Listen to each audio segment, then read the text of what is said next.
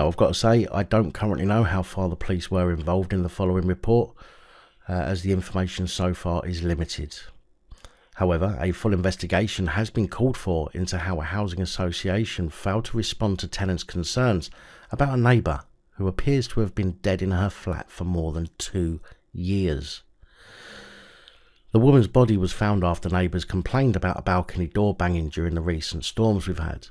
However, the same neighbours say that they had told staff at the housing association in the late summer or early autumn of 2019 that they were worried by the appearance of flies, maggots and a disturbing smell.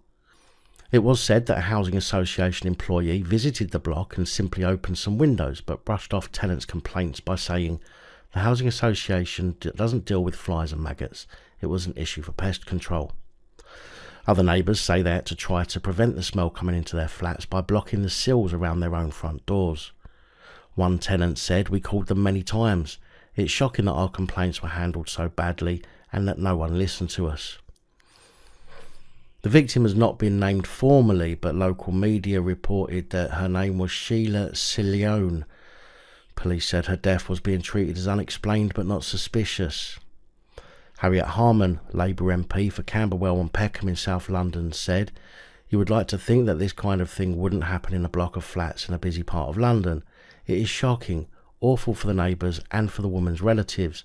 It raises a lot of questions for Peabody and for the police and for the council." Peabody Housing Association say they were contacted in 2020, but the neighbours say they contacted them much earlier. There is a clear discrepancy between what the Housing Association is saying and what the neighbours have said. We need a prompt report from Peabody and the police. What is already clear is that the tenants weren't listened to. In a letter to local councillors,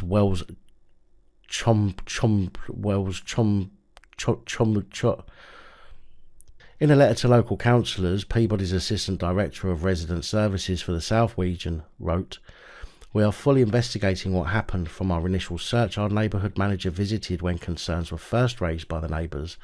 This was in October 2020. When we couldn't contact the resident, we contacted the police, who reported that everything was fine.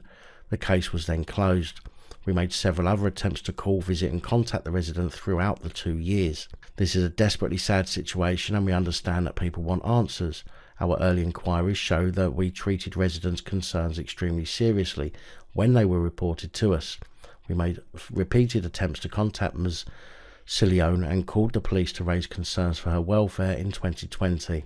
Our records indicate that the police then visited the property and reported to us that our resident was safe and well. We're now working with the police and other partners to establish how this happened as part of a full investigation into all of the circumstances.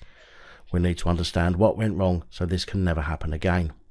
So, police were called but took no action even after concerns were raised by several tenants and the housing association.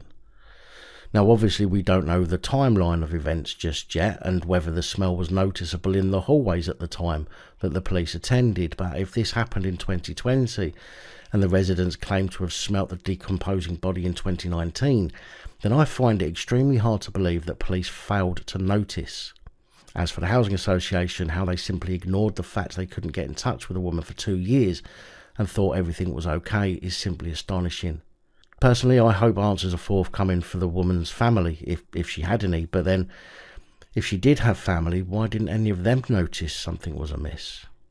Lots of questions need to be answered here from both the housing association and the police, and potentially the woman's family. Big thank you to channel supporters, especially these guys. Your support is truly appreciated. Don't forget to like, share, comment and subscribe. Let me know your thoughts, as I know many of you will. And until next time, stay safe, look after each other, film the pigs and other officials.